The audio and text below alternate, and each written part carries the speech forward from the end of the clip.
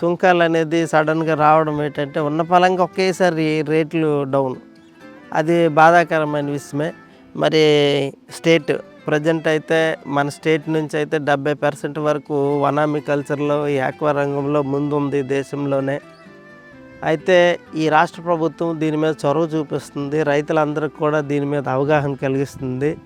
మిగతా దేశాలతో చర్చలు జరుగుతున్నాము, మీరు ఎక్కడ కూడా అధైర్యపడవలసిన పని మీకు లేదు అని చెప్పేసి సంబంధించిన డిపార్ట్మెంట్కి రాష్ట్ర ప్రభుత్వమే కాదు, అలాగే మత్స్యశాఖ మంత్రివర్యులు మరి కింజరాపు అచ్చెన్నాయుడు గారే కాదు, ఎప్పటికప్పుడు రైతులందరితోటి సదస్సులు జరిపించడము, మరి ప్రతి కార్యక్రమంలోనూ కూడా చెప్పడము, అలాగే సంబంధించిన జిల్లాలో ఫిషరీస్ డిపార్ట్మెంట్ వాళ్ళని అందరిని కూడా వీక్లీ అంటే ప్రతి వారం 10 రోజులకి ఒక్కొక్క విజిట్ పెట్టి వాళ్ళు ఇక్కడ ఏం జరుగుతుంది అనేది కూడా అవకాశం కల్పిస్తున్నారు. ఇప్పుడు ఏంటంటే ఈ సుంకాలు అనేది అది కేవలము ఒక మన రాష్ట్ర ప్రభుత్వానికి సంబంధించిన విషయం కాదు కనుక దేశం మొత్తం మీద ఉంది.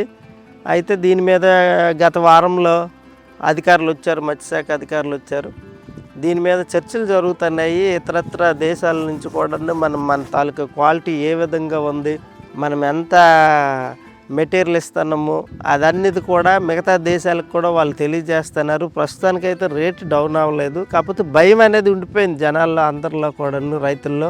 అది మీరు ఎటువంటి ఆధారపడవలసిన పని లేదని మన గవర్నమెంట్ రాష్ట్ర ప్రభుత్వం అనేది మా అందరికీ చెప్తుంది. సో ఆ విధంగా మేము సంతోషిస్తున్నాం.